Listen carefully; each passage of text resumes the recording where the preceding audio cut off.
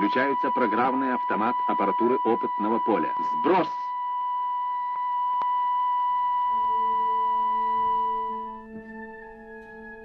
Осталось 3 секунды. 2, 1, 0!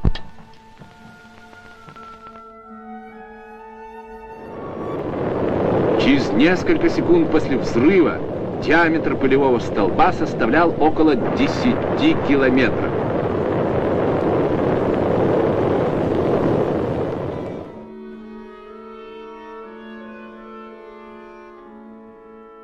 Many nuclear weapons, like the one just shown, were in the possession of the Soviet Union before it eventually collapsed.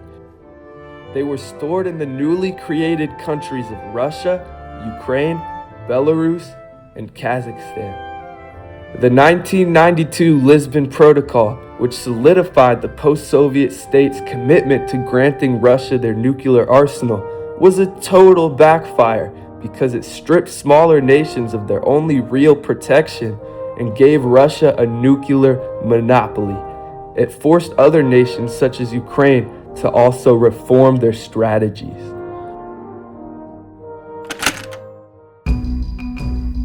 With the creation of the Tsar Bomba in 1961, the world has never been less safe.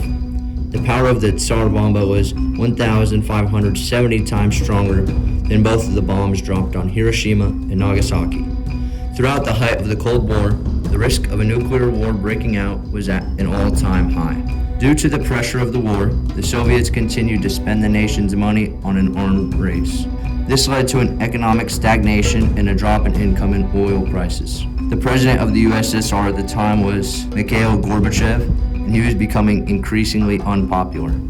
Because of this, in August of 1991, a coup created by communist extremists attempted to overthrow the government. They were unsuccessful, but it did, however, cause a loss of central control. All of these factors boiled over on Christmas Day, 1991, when the Soviet Union eventually dissolved. The world breathed a huge sigh of relief, thinking that the world conflicts were avoided.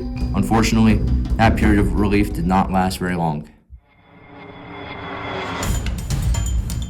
Soviet nuclear weapons were being stored in locations all throughout the former country, meaning that technically 4 of the new former Soviet nations were in possession of nuclear weapons. Russia naturally had the most, but Ukraine, Belarus, and Kazakhstan inherited some of the arsenal. This issue is actually worse than one might assume because these former Soviet nations had lots of tension and hostility. If you pair that with nuclear weapons, a very apparent problem becomes clear. One journalist described the situation as Yugoslavia, but with nukes. Fortunately, the United States joined the picture, but the way they handled the situation was not adequate. See, the world did not want 4 new nuclear powers, so the United States, along Russia, proposed that the 3 others would hand over their nukes to Russia in exchange for protection and peace. In doing so, Ukraine, Belarus, and Kazakhstan will join the START 1 treaty, and they would also be required to join the treaty on the non-proliferation of nuclear weapons.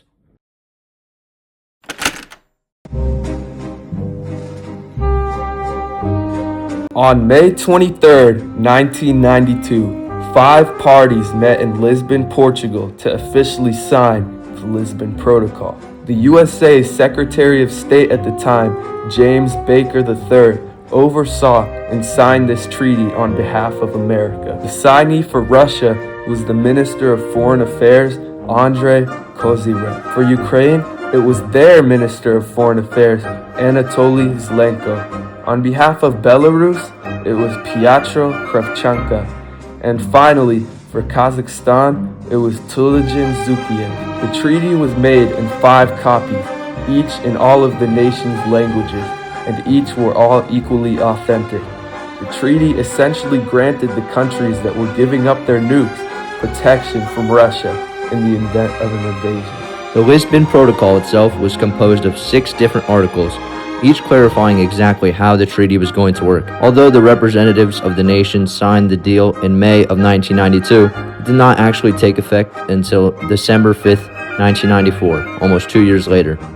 The treaty was originally set to expire alongside the original START treaty 15 years after it took effect. That date would be December 5th, 2009.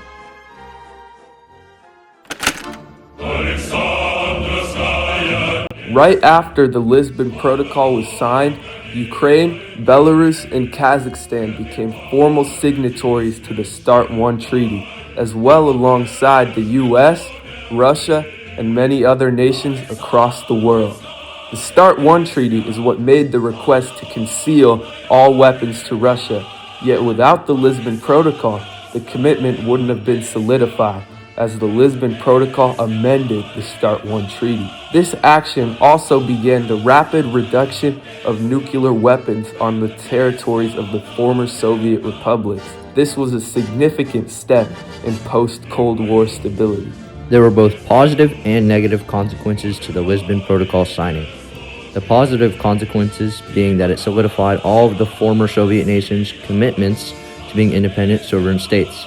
It resolved the confusing legal status of the Soviet arsenal after its dissolution, and it made these nations become a formal signatory to the START 1 treaty. However, negative consequences also arose. They included the economic burden on these newly independent and economically unstable nations due to the requirement to dismantle the nuclear weapons, a delayed nuclearization process, which caused anxiety in the US and Russia, and a loss from leverage from many within Ukraine, because they felt the protocol forced them to get rid of nuclear deterrent against potential future aggression.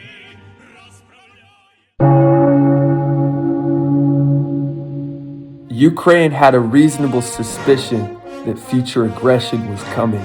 At first, Russia stuck to their end of the Lisbon Protocol. They acted as the nuclear weapon custodians, meaning they disassembled, stored, and disposed of all of their nuclear weapons from Soviet states. However, in the 2000s, Russia slowly started to utilize their monopoly of granted weapons as a political bargaining chip, rather than dismantling them. By 2008, the Russians were testing their nuclear weapons so they could design them to be fit for invasions. And by 2014, there were reports that Russia stopped providing maintenance to the nuclear weapons. This reform that decided who would have the most nuclear power was horrible, because it allowed Russia to abuse this power with no true repercussions. After Russia had all of these nuclear weapons, thanks to the Lisbon Protocol, they were power hungry and they invaded Ukraine on 2 different counts. The first invasion was the annexation of Crimea, which took place in March of 2014 in Ukraine. Russia seized and subsequently incorporated the Crimean Peninsula from Ukraine. This invasion led to the US and EU imposing major sanctions targeting Russian financial and energy sectors, causing long-term economic friction. This invasion also paved way for the infamous Russia versus Ukraine war. The Russia vs. Ukraine war was caused by Vladimir Putin's desire to reclaim Ukraine and to stop them from joining NATO.